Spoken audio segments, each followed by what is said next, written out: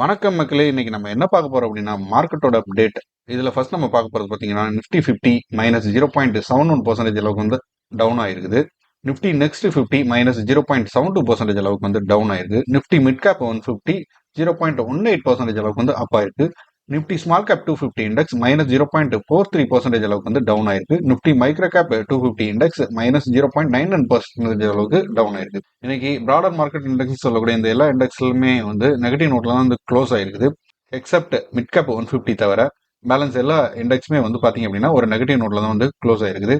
இது வந்து ஒரு 6th கன்சிகூட்டிவ் டேவா வந்து பாத்தீங்க அப்படின்னா இண்டெக்ஸ்லாம் வந்து ஒரு நெகட்டிவ் நோட்ல வந்து க்ளோஸ் ஆயிருக்குது.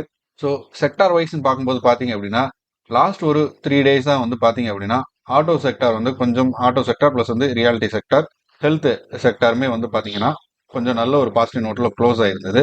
பட் இன்னைக்கு பாத்தீங்க அப்படின்னா நிஃப்டி பேங்க், நிஃப்டி ஆட்டோ இதெல்லாம் வந்து ஒரு நெகட்டிவ் நோட்ல தான் க்ளோஸ் ஆயிருக்குது. Nifty FMCG, Nifty IT plus வந்து Nifty pharma, Nifty health care index, consumer durables இதெல்லாம் வந்து ஒரு பாசிட்டிவ் நோட்ல வந்து க்ளோஸ் ஆயிருக்குது. இதெல்லாம் வந்து பாத்தீங்க அப்படின்னா லாஸ்ட் ஒரு 2 வீக்ஸாவே வந்து நல்ல ஒரு கரெக்ஷனை பார்த்துருந்தது. ஸோ அந்த ரீசனால தான் பாத்தீங்க அப்படின்னா இந்த செக்டார் இண்டெக்ஸ்லாம் வந்து இன்னைக்கு பாசிட்டிவ் நோட்ல வந்து க்ளோஸ் ஆயிருக்குது. மற்ற எல்லா இண்டெக்ஸுமே ஒரு நெகட்டிவ் நோட்ல தான் வந்து க்ளோஸ் ஆயிருக்குது. இன்னைக்கு நிஃப்டி 50 பாத்தீங்க அப்படின்னா ஓப்பன் ஆகும்போது ஒரு நெகட்டிவ் நோட்ல தான் ஓப்பன் ஆயிருந்தது. பட் அரௌண்ட் ஒரு 11:30 அப்பெல்லாம் வந்து ஒரு பாசிட்டிவ் நோட்டுக்கே போயிடுச்சு. பட் யூரோப்பியன் மார்க்கெட் வந்து ஒரு 12:30க்கு ஓப்பன் ஆனதுக்கு அப்புறம் பாத்தீங்க அப்படின்னா ஃபர்தரா வந்து எஃப்ஐயோட செல்லிங்கிறது வந்து கன்டினியூ ஆக ஆரம்பிச்சிருச்சு. ஸோ அந்த ரீசனால வந்து பாத்தீங்கன்னா இன்னைக்கு -168 பாயிண்ட் வந்து டவுன் ஆகி 23,644 அப்படிங்கிற ஒரு லெவல்ல வந்து நிஃப்டி 50 வந்து க்ளோஸ் ஆயிருக்குது. இதுல 11 கம்பெனி மட்டும் தான் அட்வான்ஸ் ஆயிருக்கு. 38 கம்பெனி வந்து பாத்தீங்கன்னா டிக்ளைன் ஆயிருக்குது. ஸோ பெஞ்ச் மார்க் ஈக்விட்டின்னு பார்க்கும்போது பாத்தீங்கன்னா இன்னைக்கு இந்த வீக்கோட ஃபர்ஸ்ட் ட்ரேடிங் செஷன் பிளஸ் இந்த இயரோட லாஸ்ட் வீக்கோட ஒரு ட்ரேடிங் செஷனா இது இருக்க போகுது. ஸோ இதுல ஃபினான்ஸ் பிளஸ் வந்து ஆட்டோ மேக்கிங் செக்டர்லாம் வந்து ஒரு ஹெவியான லாஸ் பார்த்துருக்காங்க. அந்த ரீசனால தான் வந்து பாத்தீங்கன்னா இன்னைக்கு நிஃப்டி 50 0.7% அளவுக்கு டவுன் ஆயிருக்குது. சென்செக்ஸும் 451 பாயிண்ட் வந்து டவுன் ஆயிருக்குது. ஆட்டோ செக்டர் வந்து ஒரு 1.4% அளவுக்கு டவுன் ஆயிருக்கு. நிஃப்டி சர்வீஸ் பாத்தீங்க அப்படின்னா 0.9%, பிளஸ் நிஃப்டி மீடியா பாத்தீங்கன்னா 1.9% அளவுக்கு வந்து டவுன் ஆயிருக்குது.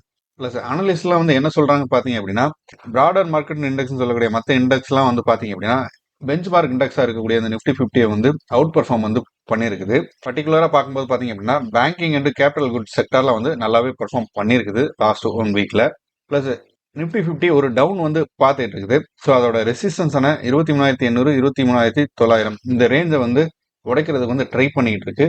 பட் இது ஃபர்தரா வந்து இன்னும் டவுன் ஆகிறதுக்கான ஒரு பாசிபிலிட்டிஸ் தான் வந்து இருக்குது. இதோட சப்போர்ட்டா இருக்கிறது பாத்தீங்கன்னா 23,300 அப்படிங்கிற லெவல் வந்து சப்போர்ட்டா இருக்குது. இது ஃபர்தரா டவுன் ஆகும்போது கண்டிப்பா நம்ம மார்க்கெட் வந்து 22,300 22,600 அந்த ரேஞ்ச் பவுண்டுக்கு கீழே போறதுக்கான ஒரு ப்ராபபிலிட்டி வந்து அதிகமா வந்து இருக்குது.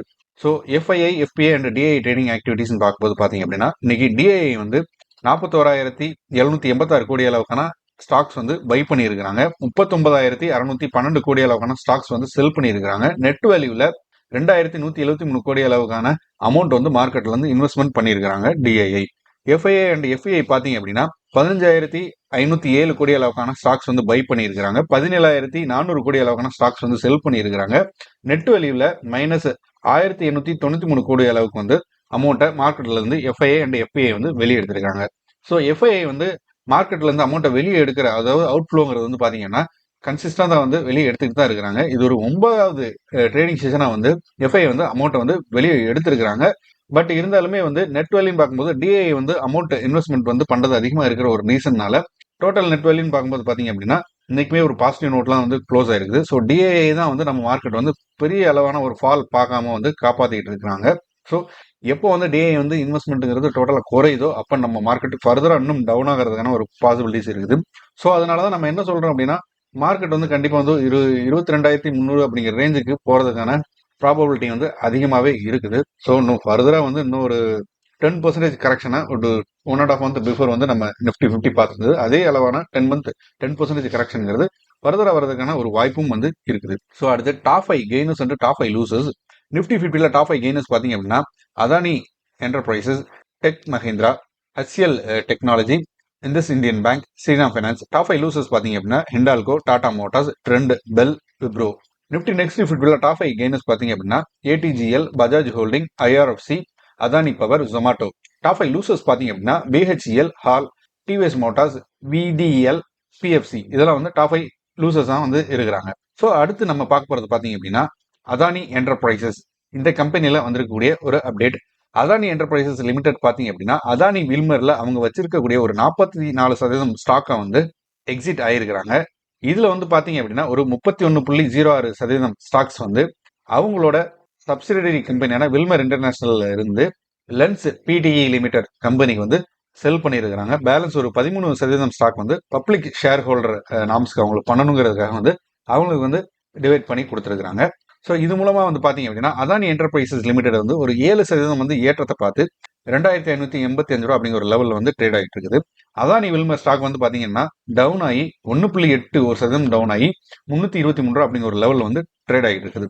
ஸோ இந்த ஸ்டாக் வந்து செல் பண்ணது தொடர்ந்து வந்து பாத்தீங்க அப்படின்னா அதானி வில்மர் லிமிடெட்ங்கிற இந்த நேம் வந்து ரீபிராண்ட் ஆகி நேம் சேஞ்சுக்கான ஒரு பொட்டன்ஷியல் இருக்குது. இது வந்து AWL Limited or Fortune Agri Business Limited அப்படிங்கிற நேமுக்கு வந்து மாத்துறதுக்கான ஒரு ரீபிராண்டிங் பிளான் வந்து இருக்குது. ஸோ இதுக்கான அப்ரூவல் வந்து பாத்தீங்க அப்படின்னா மினிஸ்ட்ரி ஆஃப் கார்பரேட் அஃபேர்ஸ்ல வந்து பெண்டிங்ல இருக்குது. ஸோ இந்த அப்ரூவல் கிடைச்சதுக்கு அப்புறம் இந்த நேம் சேஞ்சுங்கிறது வந்து கண்டிப்பா இந்த கம்பெனியில் நடக்கும். ஸோ அடுத்து பாத்தீங்க அப்படின்னா சுஸ்லான் எனர்ஜியில் வந்திருக்கக்கூடிய ஒரு அப்டேட். சுஸ்லான் எனர்ஜி பாத்தீங்க அப்படின்னா ஒரு சிக்னிபிகண்டான பெனால்டி இஷ்யூல ரீசெண்டா மாட்டியிருந்தாங்க. ஸோ அதனாலதான் வந்து அந்த ஸ்டாக்கோட பிளக்சுவேஷன் வந்து அதிகமாக இருந்தது. ஸோ இப்போ வந்து பாத்தீங்க அப்படின்னா இந்த கம்பெனி சக்சஸ்ஃபுல்லா வந்து அந்த பெனால்டி இஷ்யூ வந்து செட்டில் பண்ணியிருக்காங்க. 172 கோடி அளவுக்கான இந்த பெனால்டி.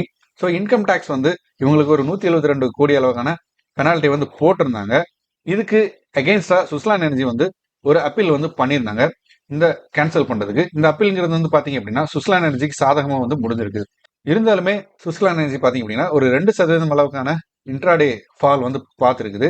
கரண்டா இதோட மார்க்கெட் கேபிட்டல் பார்க்கும்போது பாத்தீங்க அப்படின்னா 84,313 கோடி அளவுக்கு வந்து இதோட மார்க்கெட் கேபிட்டல் வந்து இருக்குது. இது ரீசெண்டா டிக்ளைனை பார்த்திருந்தாலும் இது இந்த 2024 60% அளவுக்கான ஏற்றத்தை வந்து கொடுத்துருக்குது.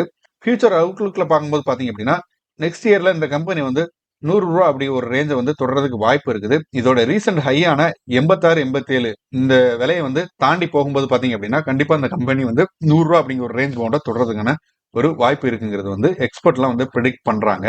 ஸோ அடுத்து பார்த்தீங்கன்னா மெசகன் டாக் ஷிப் பில்டிங் லிமிடெட் இந்த கம்பெனியில் வந்திருக்கக்கூடிய ஒரு அப்டேட். மினிஸ்ட்ரி ஆஃப் டிஃபென்ஸ் வந்து பார்த்தீங்க அப்படின்னா ஒரு MOU மெமரண்ட் ஆஃப் அண்டர்ஸ்டாண்டிங் வந்து பண்ணியிருக்கிறாங்க. ஒரு 2 சிக்னிஃபிகண்ட் ஆஃப் கான்ட்ராக்ட் வந்து கொடுத்துருக்காங்க.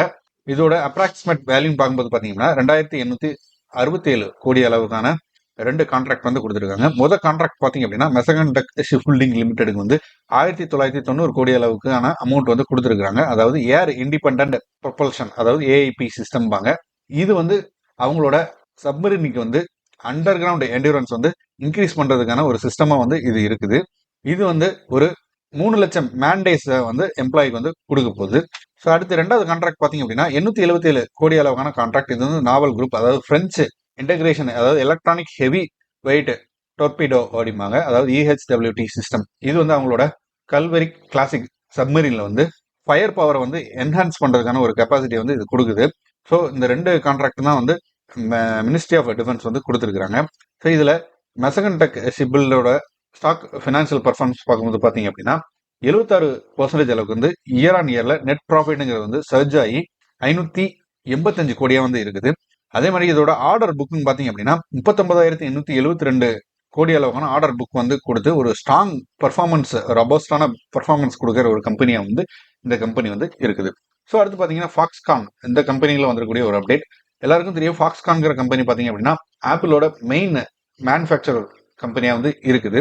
ஸோ மோஸ்ட்லி ஆப்பிள் கம்பெனிக்கு எல்லா விதமான மாடல்ஸுமே வந்து மேனுஃபேக்சர் பண்றது ஃபாக்ஸ்கான் தான் வந்து பண்றாங்க. இவங்க வந்து பாத்தீங்கன்னா இப்போ ஒரு $230 மில்லியன் அளவுக்கான ஒரு டார்மெண்ட்ரி ப்ராஜெக்ட் வந்து தமிழ்நாட்டில் வந்து கம்ப்ளீட் பண்ணி முடிச்சிருக்கிறாங்க. ஸோ இது மூலமா வந்து பாத்தீங்க அப்படின்னா இந்த டார்மெண்ட்ரி ப்ராஜெக்ட் வந்து ஒரு 6 ரெசிடென்சியல் பிளாக்கா வந்து பிரிச்சு ஒரு 18,000 பெட் வசதி இருக்கக்கூடிய ஒரு ப்ராஜெக்டா வந்து இருக்குது. 20 ஏக்கர்ல வந்து இதை பண்ணியிருக்கிறாங்க. இது சிறுபெரும்புத்தூர் பக்கத்துல வந்து இருக்குது. இது மூலமா வந்து பாத்தீங்க அப்படின்னா அவங்களோட ஒர்க்கர்ஸ் எல்லாமே வந்து டிரான்ஸ்போர்டேஷன் எல்லாமே வந்து டைரக்டாவே வந்து ஆஃபீஸ் வந்து கம்ப்யூட் பண்றது வந்து ஈஸியா வந்து இருக்குது. ஸோ இதுல வந்து இவங்க இந்த டார்மெண்ட்ல ரெக்ரேஷனல் ஃபெசிலிட்டிஸ் எல்லாம் வந்து கொடுத்துருக்காங்க. அதாவது sports court, cricket, badminton, basketball, volleyball, plus வந்து கேன்டீனும் ஆஃபர் பண்றாங்க. ஸோ அதுல வந்து சப்சிடரியோட மீல்ஸ், கிராசரிஸ் ஐட்டம்ஸ் எல்லாம் வந்து அவங்க ஸ்டோர்ல டெய்லி பேசிஸ்ல வந்து டெய்லி தேவைகளுக்கான ஒரு பொருள் வந்து சப்சிடிஸ்ல வந்து கொடுக்கறது வந்து பிளான் பண்ணியிருக்காங்க.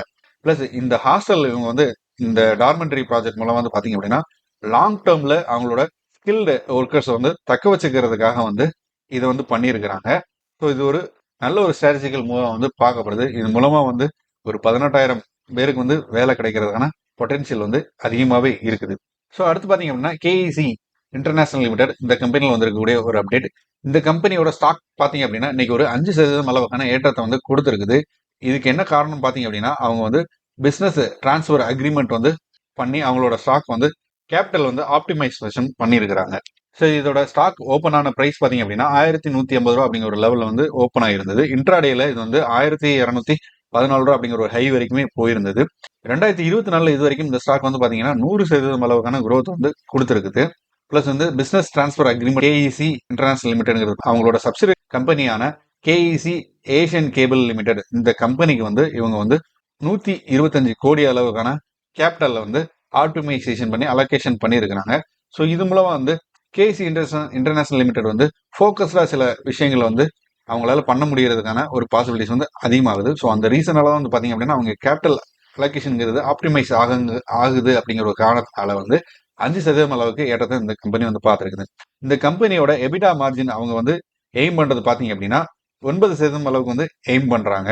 பிளஸ் அவங்களோட ரெவன்யூ growth வந்து 15% இருக்கிறது வந்து மெயின்டைன் பண்றதுக்கும் பிளான் பண்ணியிருக்கிறாங்க. அவங்களோட நியூ ப்ராஜெக்ட் வந்து டிலே ஆகிற ஒரு காரணமா இருந்தாலுமே வந்து அவங்க செட் பண்ணியிருக்கிற இந்த கோலை வந்து அச்சீவ் பண்றதுக்கு வந்து இந்த அலோகேஷன் ஆப்டிமைசேஷன்ங்கிறது வந்து அவங்களுக்கு யூஸ்ஃபுல்லா வந்து இருக்குது. ஸோ இன்னைக்கு நம்ம மார்க்கெட்டோட அப்டேட் பிளஸ் வந்து கம்பெனிகள் வந்திருக்கக்கூடிய அப்டேட் வந்து நம்ம பார்த்துருந்தோம். இந்த இன்ஃபர்மேஷன்லாம் உங்களுக்கு யூஸ்ஃபுல்லா இருக்கும்னு நான் கண்டிப்பா யூஸ்ஃபுல்லா இருக்கும்னு நான் நினைக்கிறேன். ஸோ இந்த வீடியோ உங்களுக்கு பிடிச்சிருந்தா லைக் பண்ணுங்க. மேலும் இது மாதிரியான ஸ்டாக் மார்க்கெட் ரிலேட்டடான அப்டேட் அண்ட் நியூஸஸ்க்கு நம்ம சேனலை வந்து சப்ஸ்கிரைப் பண்ணுங்க. ஃப்ரெண்ட்ஸ் அண்ட் ஃபேமிலிக்கு வந்து ஷேர் பண்ணுங்க. தேங்க்யூ.